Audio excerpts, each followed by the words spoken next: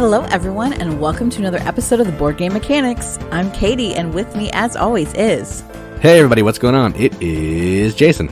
And I say with me, as always, because I was not here last week, and I'm sorry.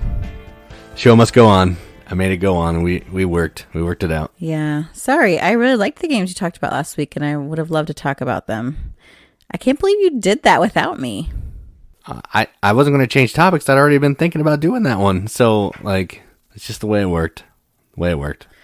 My best friend had her birthday, and so I went to visit her, and we had like a whirlwind day last week, and I was running our kids everywhere because cheerleading has started in full force for our youngest, and she wanted to do that this year. And school started this week for a lot of people, at least here in Ohio. I know in a lot of other places, a lot of kids don't start until after Labor Day. And then I know our neighboring state, Indiana, a lot of kids started like at the beginning of August. So we are now in full school mode here.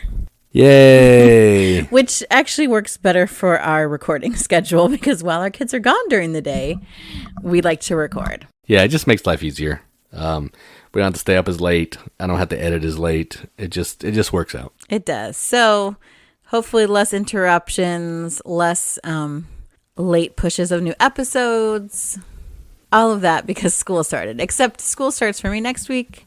I start back to teaching, which is a whole nother beast in and of itself. So maybe it's a good thing, maybe it's a bad thing, but summer is over for us here. Yeah. Blessing. I mean, bittersweet, I guess. It's bittersweet. Yes. No more nice weather, but the kids are back at school, so that's good. No, we definitely have nice weather. Like, this is the weather I like is coming. We're coming into fall. That is my favorite season. Football is starting. True. My favorite thing. Like, so many good things happen in the fall. That's true. That is true. Including this podcast, which will continue. Yeah, it happens all seasons, all 4 seasons. It's true.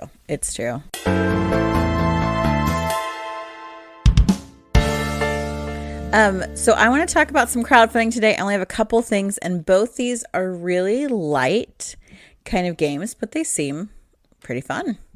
So both these are on Kickstarter. I looked a little bit at GameFound.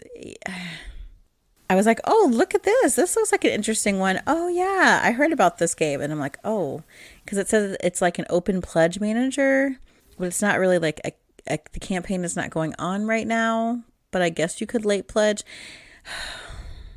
I am too old to change up websites. Oh my goodness.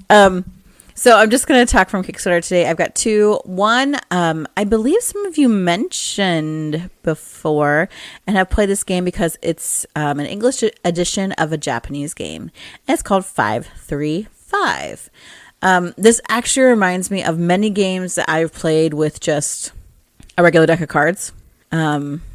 The names of any of those do not come to my mind right now, but this is like not trick taking, but you're laying cards in tricks. They call them melds.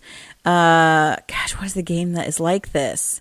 So the cards are really cute. They've got numbers 1 to 13, I believe. And you are playing cards in groups. Whoever leads the trick, they can play a group of 1, 2, or 3 cards. And they say of a legal meld type, which I think means of the same number. Isn't that like hand and foot that does melds? Yeah, but the melds are different. Oh. This really is like making like a pile, a play pile is what this looks like. And so then after that person plays, like let's say they play 2 3s, the next person can play 1, 2, or 3 cards of the same meld type, equal size, and greater strength in the central meld. So if you play 2 3s, I have to play 2 4s or 2 5s or 2 11s, whatever. Another thing you could do is just add to the cards that are there. So if someone played 2 3s, I could add another 3 to go on to what's down there. So you're going to go until a player cannot or chooses not to play cards. They'll pass. And so they can't play any more cards onto the trick. So what you're trying to do is get rid of all your cards. It reminds you kind of like bullcrap, but you're actually showing the cards that you're playing. In some ways, there is another game that's like this, and I honestly can't remember the name of it. I sure don't know. But they call it I said hand and foot, and that was all I got. Yeah, that's not right. They call it a card climbing game, which I think is interesting. And then there's like the artwork is really cute. They have they're like weather cards. So instead of suits, it's like different types of weather. Like one's sunny, one's rainy. There might be more to it, but it does seem like a really quick, fast, like just card playing game that, I think you could easily play with your kids. Again, I'm always looking for games that take like things that are familiar to people and make them, a little bit different, or challenge them to try different kinds of games. So they just their eyes are opened. There's whole other worlds of games out there. And so 535 kind of looks like that. So if you're interested, if you like card games, cute games, check it out. There's 5 days left on the Kickstarter, and it's $20. Yeah, sounds cool. I like those types of games. Like Teach You is one where you're trying to do stuff like that. Mm-hmm. Yeah, it's very familiar. Just an easy one, and really inexpensive. The next one is, I think, maybe a little more interesting to me because the theme is so cool, and it's called Junk Drawer. Now, I will probably hate this game in real life, but conceptually, I like that this is a theme we don't have. So everyone has the dreaded junk drawer. That it's just everything gets shoved in there that has no place else to go. Old keys, and I always kept scissors in the junk drawer, and cords that you don't know where they belong, and change ends up there, all kinds of stuff. So in the game Junk Drawer, you get a drawer, and you get like, I think 21 pieces of junk. And there's 4 different sections of your junk drawer. And at the beginning of a game, you get a card, like an organizing goal for each section. And I couldn't see, I wanted to look and see what kinds of organizing goals existed. Like to maximize the number of objects in a drawer. And so all your pieces of junk are different, like polyomino tiles, which sounds like a nightmare to me. But it makes sense when you're trying to insert stuff into a junk drawer because everything's different sizes and that sort of thing. So in each round, you turn out 4 cards. So each round you will place one piece of junk that's on one of those 4 cards into a different section. So only one piece of junk can go into each section each round. And it's the 4 that come out. And they're all different sizes. So you're trying to put them where they can help you meet the goals.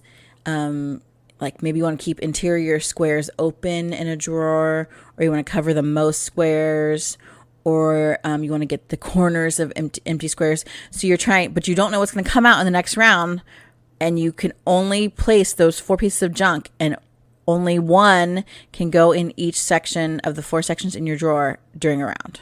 So it's like super tricky, because once you can't fit in a piece into a section of your drawer, you're done organizing, and you're then done for the game. I just think that sounds so interesting. Like, it is super, like, it's just a fun little puzzle. If I actually liked, the only thing that I think I could handle this game is that you put the piece in and you can rotate it, move it around. Like, I don't have to conceptualize where it goes before I place it. So I think maybe this wouldn't be so bad for me, since my brain doesn't work quite that way. Yeah, I think most polyomino games you can do that. It's fine. Yeah, but it looks really fun. This is from David Smith, who I know has done many other things, right? I don't know. He's not ringing a bell to me. That name sounded familiar. Maybe I just know someone whose name is David Smith. Didn't you share a cube with some guy named David Smith at your old job? I don't think his last name. I don't think his first name was David. It was Mark. Yeah, I looked up David Smith. He's only done another game called 10 Gallon Tank. Okay, so I made it up. But hey, David Smith, your name sounds like you have designed other stuff, so hey. Sounds great. It's a good name. Good name. Yeah. So this game is for 1 to 4 players. It does play pretty quick because you're just fitting these 4 pieces of junk in each round. And once you can't fit, and like some of these are like odd space tiles, that's it. That's the end, and you total up your scoring. So it looks fun, quick, and a really fun theme. Like, I like that. And I know I have a lot of friends that really like polyominoes. So check out Junk Drawer. There are 6 days left on that Kickstarter, and it's $35. Yeah, sounds cool. I'm not opposed to it. Sounds interesting. I'm not opposed to it. What does that mean? I don't know. Polyomino is not really my jam. So for a polyomino game, it sounds kind of interesting. And we've all done the experience of organizing a junk drawer, so there is that. It's like you're halfway there to know how to play the game. Exactly. That's why I think it's fun. It's like really accessible theme that you don't see very often, but it is necessary. Like everyone has to organize the junk drawer. So yeah, I like it. It's true. It's true. Yeah. So that's what I have for crowdfunding. All right, so let's move on to some games that we played. So this week's a little different. We're going to have one game that we played together, and then we'll each have a game that we didn't play with the other person, just so we can have some games to talk about. So the first game that we did play together, we've talked about before, but it's been a while, and we just recently replayed it, and it is called Wasteland Express Delivery Service. Now, up at the top, I'm just going to say that I'm 2 for 2 on this game. I'm awesome at winning this game. No one can beat me, so there is that. But in this game, what you're doing is you are basically running a truck or as a delivery service in the post-apocalyptic wasteland, hence the name.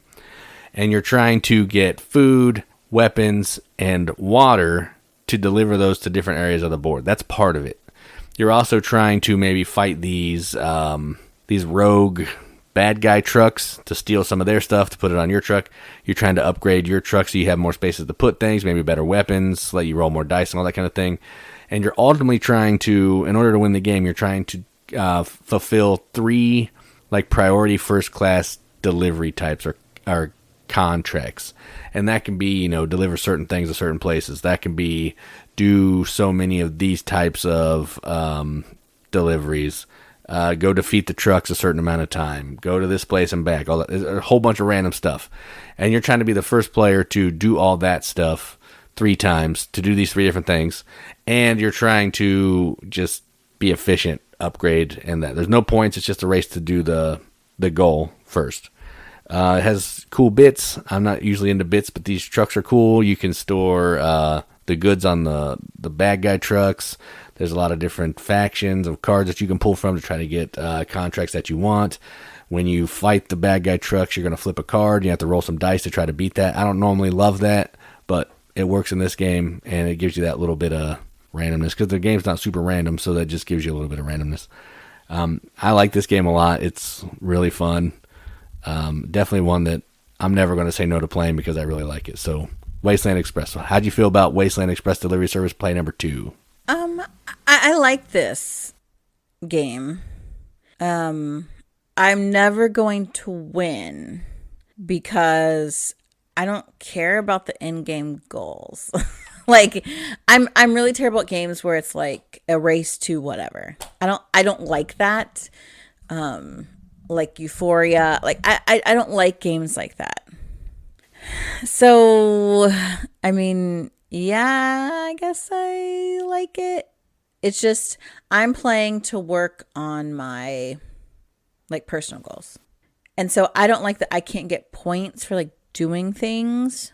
You do. You get to put your little standee out there. I don't like that I can't get points for doing things that are just like that, unless it's one of these like specific goals, like 3 goals or whatever, or you happen to randomly draw one that's another fancy goal, which I never do. You don't get anything. So I'm like trying to do stuff during the game, and I am doing things, but I'm not getting anything for it. And so I really don't like that part of it. But the game is fun. So I'd like them to change like scoring completely to get victory points for things so that it's like a regular game. Yeah, I understand what you're saying. Like, it does seem like you're doing all this work and you're basically getting, like, if you can look at it like 3 points, it's like the first person to 3 points. But then also do all these other things for which you will get no points. Yeah, that's true. That's true. It's a means to an end. That's what those other things are. And I don't like that. I don't like that. So I'm kind of torn. Like I like the game and I want to play it and I want to do these things. I don't know. I think my only issue with games like this is kind of what I did on this last game is someone is getting ready to win, then all of a sudden someone else jumps in the way, they do a couple things, win the game, and then the game's over. So the ending can sometimes feel anticlimactic, and I don't necessarily love that. But outside of that, I enjoy trying to beat everybody to get the stuff done, and the path that it takes to do all that. I enjoy that. Yeah, like I think it's fun. I just don't like that. Like I feel like I prefer games where we are all able to do these different things, and then at some point we could you do what you want. See, again, this goes back to the fact that I don't like games that like make me have to do one thing. I want games that I can do my own thing, you can do your own thing, and then we'll count the points and see how it went. You know what I mean? Yeah. You just don't like you don't like that type of game anyway. I don't like people telling me what to do, I think, is my issue. Well, Istanbul, you're racing to get 5 gems or whatever. Euphoria, you're trying to get stars out. Viticulture, you're racing to get to 20 points. You just don't like that mechanism. So it's fine. Yeah. It's just, yeah. The gameplay is fun, and I like it. I just wish it was a different, thing like that. Yeah, you could probably make it into points.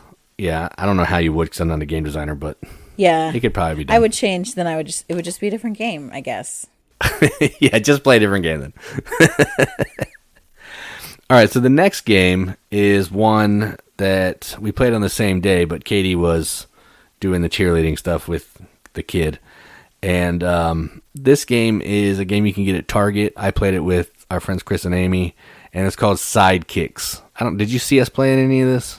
Just a little bit, yeah. So this is a game. It's a cooperative game where players are taking on the role of one of the main Disney characters' sidekicks. So, for example, Peter Pan, I was Tinkerbell because that's his sidekick. Someone else was Lumiere. I think that's how you say it. Lumiere. Belle's sidekick. Or B-side, whatever. And then Abu was the other character, which is Aladdin's sidekick. And then what you're trying to do is you're trying to rescue your hero from the center of this board, and you're trying to fight off the villain of the certain hero. So we had Jafar, we had Gaston, and we had Captain Hook that were trying to slap us around to keep us from rescuing our hero. So the way the game works is you're going to be flipping a bad guy card. They're going to do some stuff, move around the board, put some villagers out that you got to rescue, maybe some guards. They might attack you, and just attacking is rolling dice, and if you get hit, you get hit. If not, you don't. And then you get to take a turn. You get a certain amount of action points that you can do things. You can rescue villagers. You can fight guards. You can fight any of the bad guys on the board. And the way that players win is they have to rescue all of their heroes and defeat at least one of the big bads. So there was 3 out. We had to kill 1. So you're trying to get these keys unlocked by spending stars so you can get to a bridge to rescue your hero. You're trying to defeat a villain, all while trying to stay alive and not get overrun, because there's multiple ways to lose, just that one way to win. So yeah, it's fun. It's an interesting game. It was really hard. We were even playing it a little bit wrong to make it easier, and it was still hard. But it's one that I would definitely like to play again because I thought the premise was cool, and it was kind of like Pandemic-ish, same kind of deal. You get action points, do that thing, try to do the best you can. But it was fun, and who doesn't want to play as Tinkerbell? You should. Everybody should because it's awesome. So that is Sidekicks. Fun game that I would definitely play again. Well, I came in late. My game that I played, I realize I talk about this game a lot, but I haven't played it for a while, and I don't know if I've discussed it for a while, and that's Consulting Detective. I'm currently playing through the Baker Street Irregulars, which isn't the newest version of Consulting Detective. There is one out there that I don't yet have, but it's got Cthulhu in it. It's in America. It only has 6 cases instead of 10. I'll still get it, obviously, but I'm a little torn. But my friends, Athena and I, we finished a case about the 3 customers, and then we did another case that actually was like we were both crying at the end. This came out fairly recently, the Baker Street Regulars set, and there's some good writing. I've been impressed because I know a lot of people like dog the original, and yeah, there's some translation issues, and that the The Whitechapel one, the Jack the Ripper set, I think was my favorite. It was really good, really well done. But this one is pushing it. There's some interesting mechanisms in this one where before, if you happen to get lucky and turn to a number in your directory, you could find out information without really knowing that you should have gone there to find out information in some ways. With the Baker Street Irregulars, you have you have letters of the alphabet. And when you go to certain places and you find out kind of like a clue, it'll tell you to circle a certain letter. And then when you turn to certain places, if you don't have that letter circled, you find out nothing. So it really forces you to walk yourself through the case to really think about what do we need to know in order to find out these other things. Which was really good. The last one we did was about Wiggins, who's like basically the head of the Baker Street Irregulars, and it had to do with his mom, and he was, he was an orphan. Like, just, it was hard. It pulled on your heartstrings. Like, it was good. And also, we had to really think through a good deduction. Like, okay, we need to find out about this person's past. How do we do that? We can't go to where they grew up. Well, who can tell us something that we might need to know, or what could possibly have happened, so we can go check out a place that might give us that kind of key information. Again, I know people don't like this because it is a lot of reading. I think they've trimmed it down. Like, it used to be the newspapers that you got were front and back. Now there's only front, and they do put a lot of information that could help you in the little snippets. There's a lot less, I think, filler articles in there.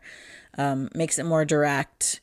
Someone told me there was an app, I thought, that would read stuff to you. I haven't looked into that because I don't mind reading. But man, like, yes, you have to use your brain. You have to use logic.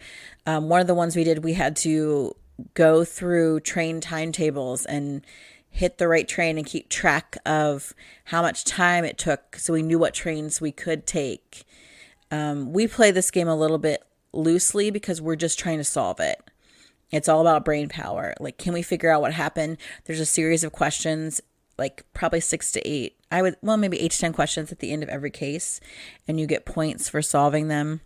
Again, we don't keep track of our leads, don't keep track of points necessarily, but we're still trying to solve the case and be as concise as we can. And it just is such the feel of real detective work. I know it's reading. I get it. Jason can't stand it, but wow, it's so good. I still love Consulting Detective. The Baker Street Irregular set is really good. I think I liked it better than the Carlton House, which is the one in between this and the Jack the Ripper set, or the West End Murder Mysteries or something. Yeah, West End Adventures. Yeah, but yeah, it was really good. Like I said, my friend and I cried because it was really, that's how well written it was. So, and how invested we were in the case. Yeah, that's fun. I don't think I'd be interested in the Sidekicks game because it's so mean. So you're not interested in this one. It's fine. Yeah, it's not. It's just too much reading. Like you said, it's too much reading. That's just not a game that I want to play. I've talked about that so many times. Just the game is probably good if you're into that. I'm just not into that, so it's just not my thing. Have you played a case before with me? Yeah, I played one of the Jack the Ripper ones, I think, with you. Okay. So I have played it, so I am talking from experience. It's not that I haven't played it. I have played one, and that's probably where I'll stay. All right, fine. Yep, so those are the games we played? Or is that your line? No, that's fine. You can do it. It's good. It's all good. Well, I usually introduce the next segment, so I just keep talking. But I guess we already established that you only do 30% of the podcast talking, and I do 70%. It's true. Sorry. I'm sure last week was much shorter without me on it. It was 30 minutes. Wow, that's impressive for you. I know that. That's what I said in the subtitle. That even without Katie, Jason managed to talk for 30 minutes. I'm sure we're already at 30 minutes. Yep. We're at 26 we're minutes just right now. About there.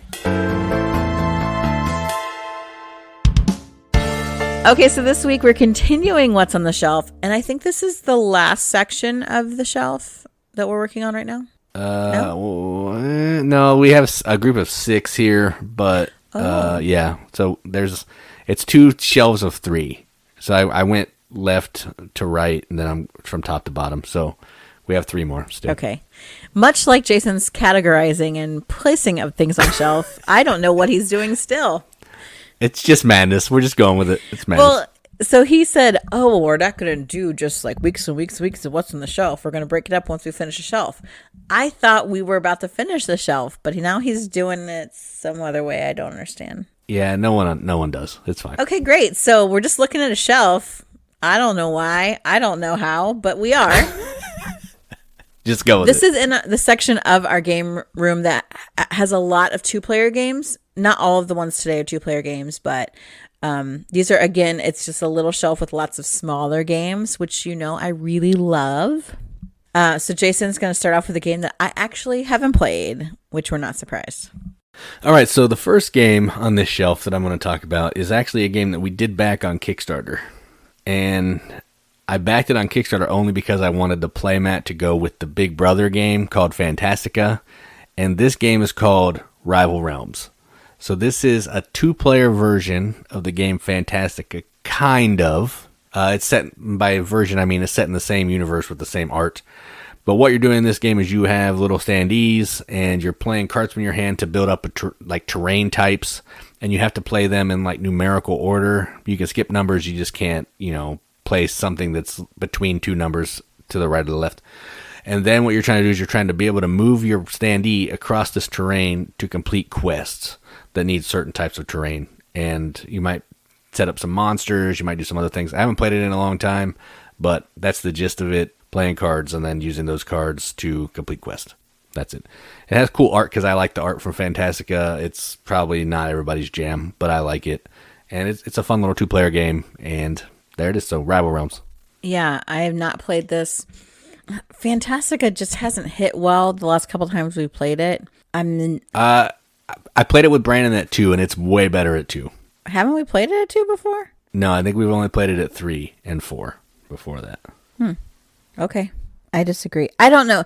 There's just some things about it that I thought mechanically were a little clunky, and I didn't like that. Yeah, it's clunky for sure. I'm not saying that it's not clunky, but I do like it. Is Rival Realms better? I guess not, since you really haven't played it that much. Yeah, it's smoother. Okay. It's smoother because it's not a deck builder. It plays differently. It's smoother. It's faster, but I mean, it's a different beast. Just I forget about it a lot just because we have so many games, and then I see it. I'm like, oh yeah, I would like to play that again, and then that's where it stays. Yeah. I know we'll have to work on that. Because Fantastica is okay. I just would like it a little smoother. Maybe if I can somehow merge Rival Realms and Fantastica, then I'd find my perfect game. Maybe. Yeah. The next one on the shelf is one that I really like. We played this many times, and it is, I believe, a 2-player only. Yeah, 2-player only. Yep. Game, and that is Mr. Jack Pocket. We do not have the Big Brother, right, Mr. Jack? Right. Yeah, this is the only one we have. But I don't even know if I want it based on Mr. Jack Pocket. I know, right? This is a Catala and Ludovic Maublanc game, I believe. Yeah, that sounds right. I haven't looked it up, but that sounds right. It's definitely Bruno for sure. Well, the interesting thing is if you look it up on BGG, the description, it says from Bruno Feduti's site, but it's a Catala game.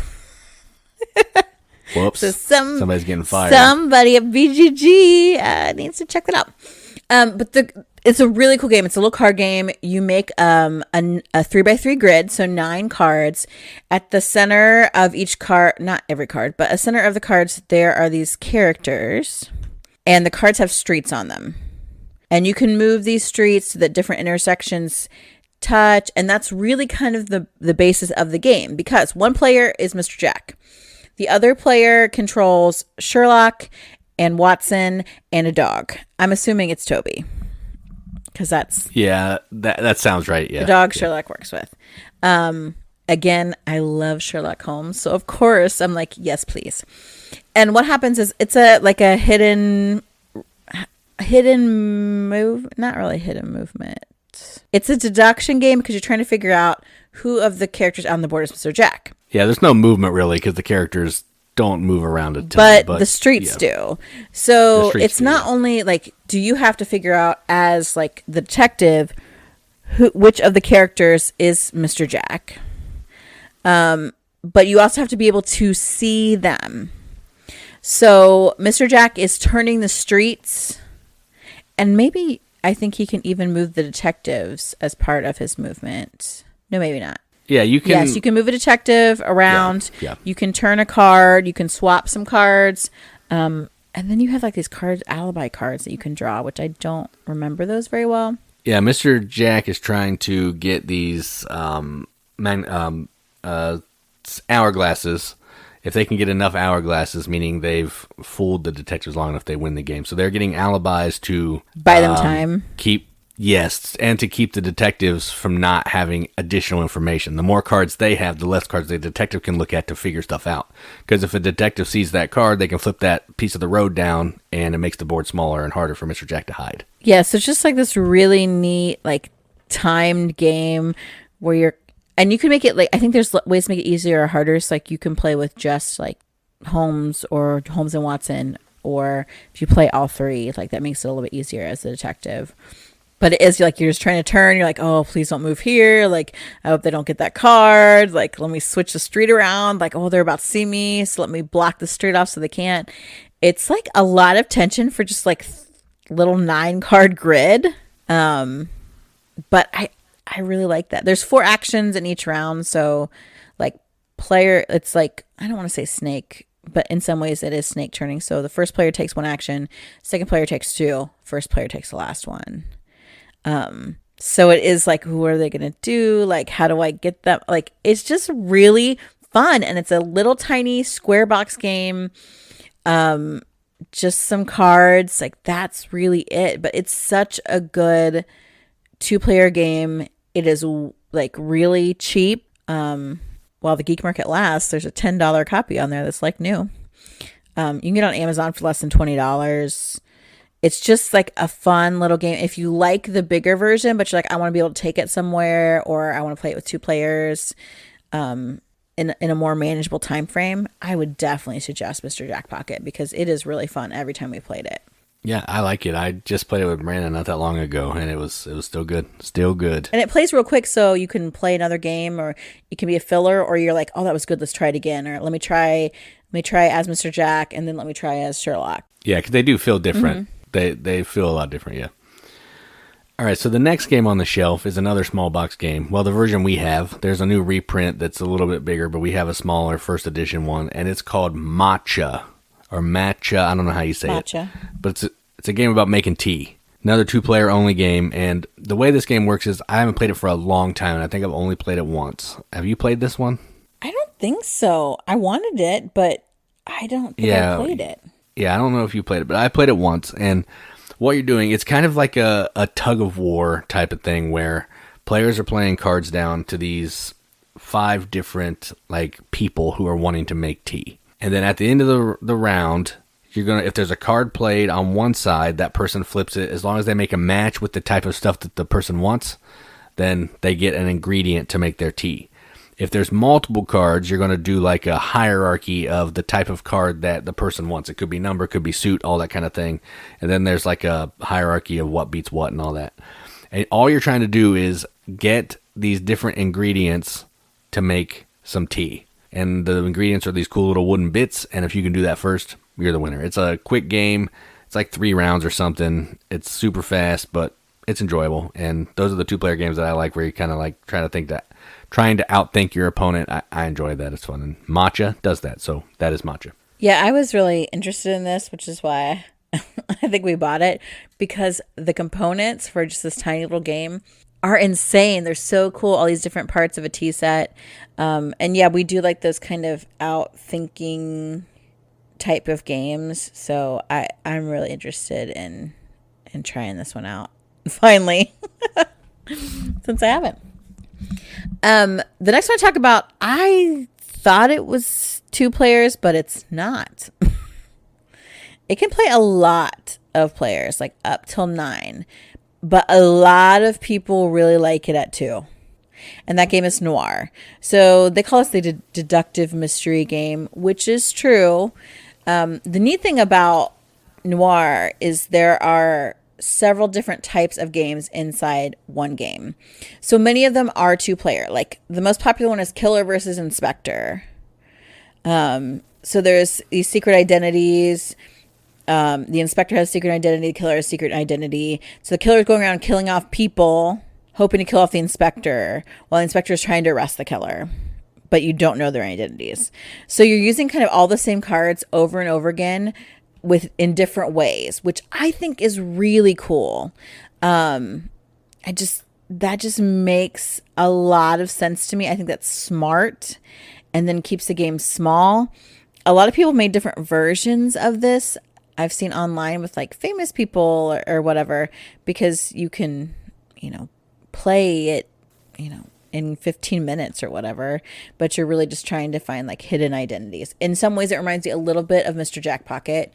Some of the different games that are on there, all very lightweight, all very like quick, about the same types of ways to play it, just with the minor differences. So once you learn one, to learn the others, it's not that hard. So that's like 6 games in one box. Level 99 does some really interesting things. I think they've had some cool little games, and Noir is definitely one of them. I also love like the Noir look to books and games and movies and stuff, and this one has that as well. So each game super quick, 5 to 15 minutes, and just like a 54 card deck. So you can take it lots of places, and there's lots of variety. So I really like this one, and it's Noir. Yeah, this is a good one. I'd like to try some of those other games, because I think we've only played the Inspector, whatever that one is. I thought we played at least one more, but it's been a while, for sure. Maybe. Yeah, it's been a long time.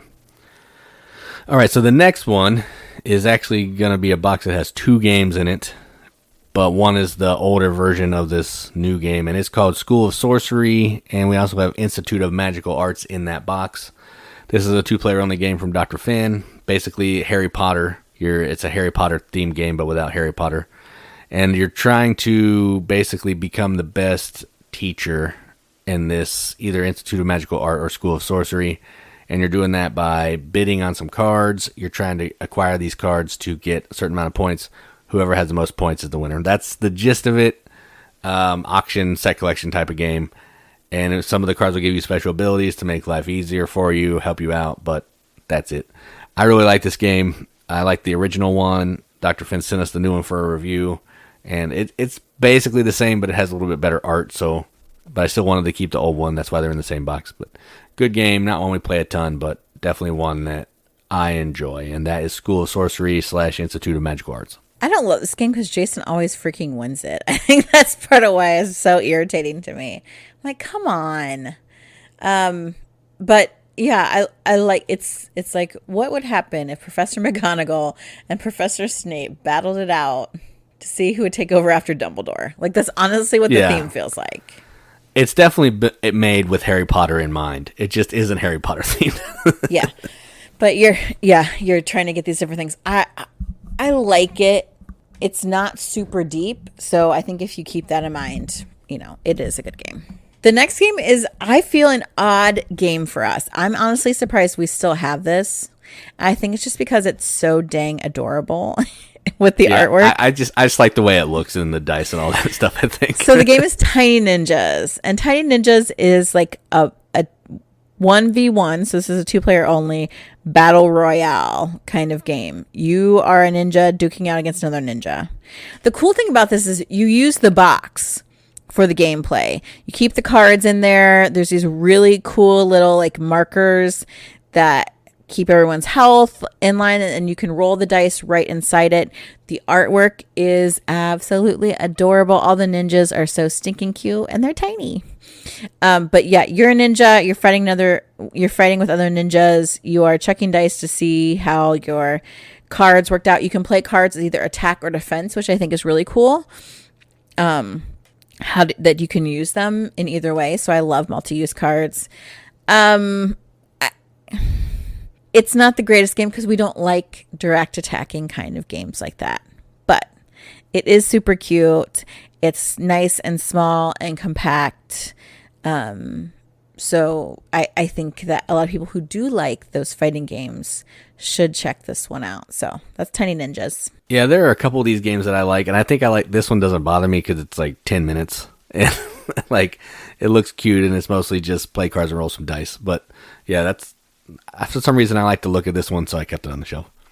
All right, so the next one is a game from Gray Fox, and this might have been one of the first ones that we got from them, if not one of the first.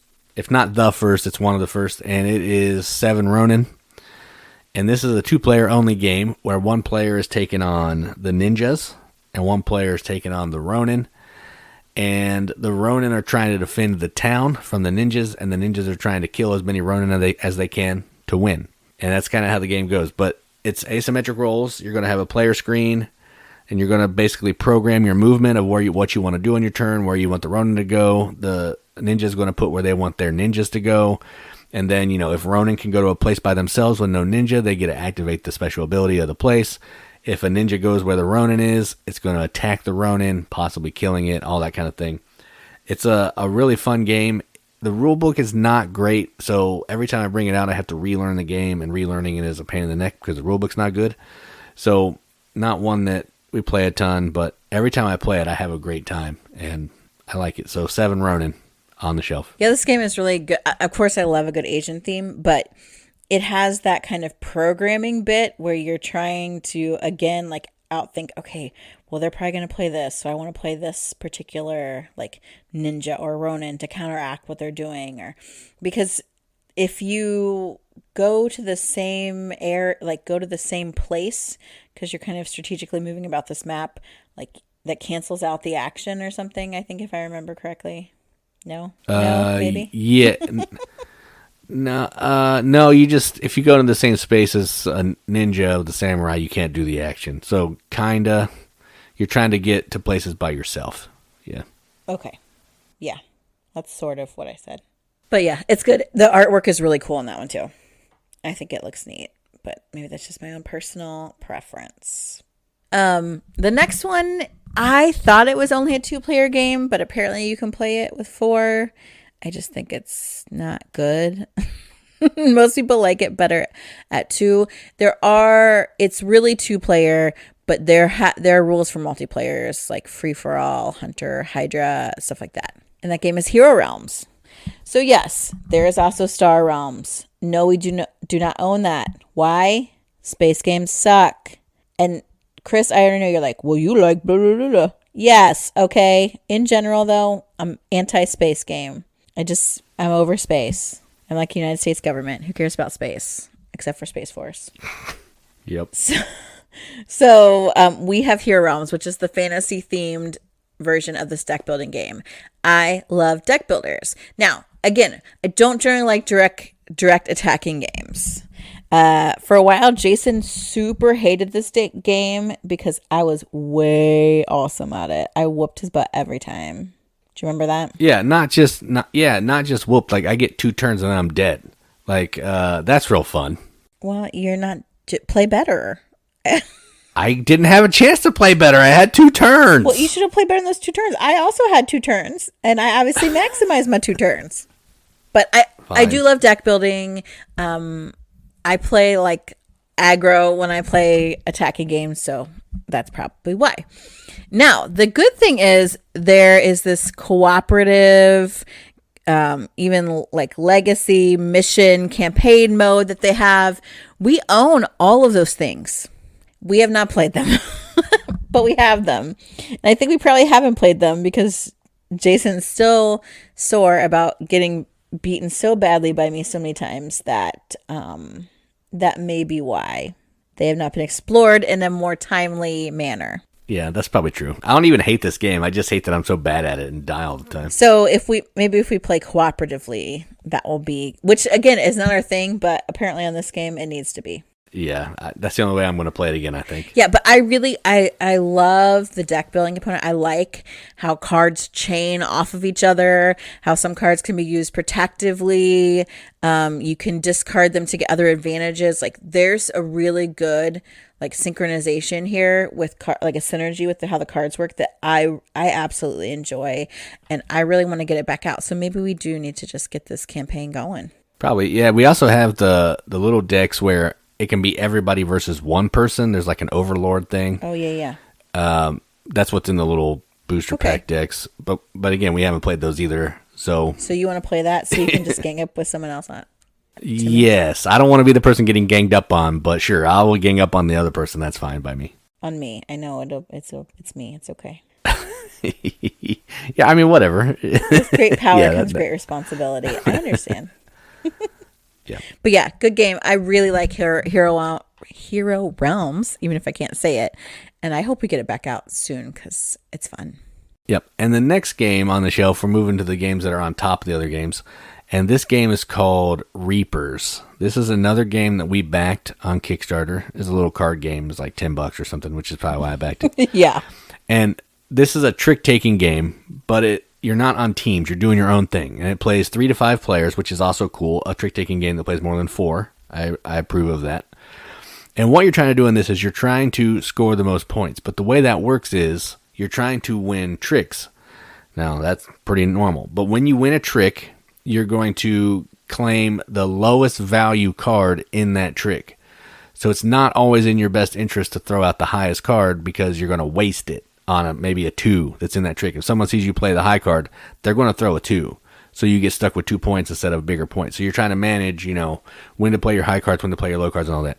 There's also Reapers that will come in, and they are going to automatically take tricks, and they're going to be fighting with demons. I don't really remember. I haven't played it for a minute, but there's Reapers and demons. They're going to work together somehow for positive and negative points. So it has basic trick-taking rules, but there's a little deeper gameplay than normal, and I like that in trick-taking games. So that's kind of why I dig this one. So that is Reapers. Yeah, there it is. It has the most adorable artwork, I have to say, which is maybe part of the reason why we backed it. Does it have artwork on it? Well, isn't this the one where we got those, I got the cute little Grim Reaper it's walking the corgis? Oh, no, that's just a game called Reap. That's a different game. Oh. Okay, I don't know this game at all. I remember us talking about it, and I'm like, oh, yeah, that sounds super cool. I don't think I played it with you. Yeah, I've only played it, maybe Brandon and Josie or something. Yeah, I've only played it one time or two. Okay, well, I kind of want to play this now, because I thought it was a totally different game, number one. It's a good game. I mean, I like trick-taking games. I do, too. I don't think... It's not as good as Indulgence or anything, but it's pretty good. It's pretty good. Or even, I don't even think it's as good as the Halloween one, but this one, it is That's good. Candy in the Block? It's interesting. Yeah, because that one I just think is cuter. I was like, but this that one is do nothing to it. You do a drafting thing at the beginning of this where you're drafting piles of cards. So you're building your own hand before the game starts. So if you do terrible, it's because you picked cards bad at the beginning. So that's kind of interesting. Yeah. But yeah, it's good. It sounds good. I can see why you backed it. I just never played it. Huh. Learn something new every day. The last game is a card game on the shelf. And it's tiny, so it's on top of the other games. But this game I really love this game. And you'd think that it's the same kind of theme as our last game, Reapers, but it's not. This game is called Grimm, as in Grimm's Fairy Tales. And so this game was introduced to us by Fan Zero, Mike, who is awesome, just in general. But he brought this game. He always finds these really interesting little games, and this one is no exception. So this is not a 2-player game. I think Grimm can play up to 5? 4. It's 4, I believe, yeah. Yeah, it is 4. And honestly, you want to play it at 4. Yeah, agreed. I mean, 3 is good, but I think 4 is where it's at because a lot more is going on. So Grimm is one of those games where you have a hand of cards, just like everybody else. So these bidding cards, everyone has all the same. And much like a Campy Creatures or even a Libertalia, each round, everyone is going to pick a bidding card to try to bid on the card that is up for auction, which is like a prize card, we'll say. These prize cards are really cool because they work in different ways through like a set collection process. So maybe you want, and what I love, obviously, is there are so many different ways to get points. So maybe you want to collect all these dwarf cards because their value kind of goes up exponentially. Maybe you want to go for like the bigger cards where you get like a prince and a princess because they're worth 12 when you combine when they're together. But if you can't get them together, they're worth nothing. Because what's a prince without his princess? I mean, come on, man. Like, it's just, but everybody else is fighting for those cards too. And you can see what people have. And so you're like, okay, are they going to play this? Do I want to play this? Because not each of them, but several of the bidding cards have special powers on them. Like, I think the stepsister, she becomes more valuable if someone else plays, I don't know, the duck. I can't remember. It's terrible. Yeah, and the fox chases away the goose or something. Yeah, it's interesting. And there's a cat that can let you replay another card. Yeah, it's interesting. Yeah. Which, in again, like Campy Creatures, which is something I really like, it's very similar to that. But then you're also like, let's say we all use the same bidding card. Well, then the card that we tried to win moves up and to like the next round's set of bidding.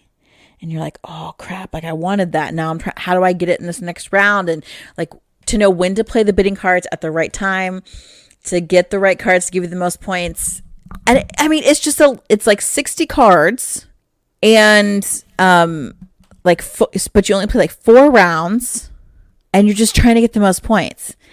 And honestly, each round or each turn, I play a card. Like that's it. That's that simple. But the choices that you have to make, it's the dove. Okay, here it is. Well, it only shows, the dove and the stepsister go together.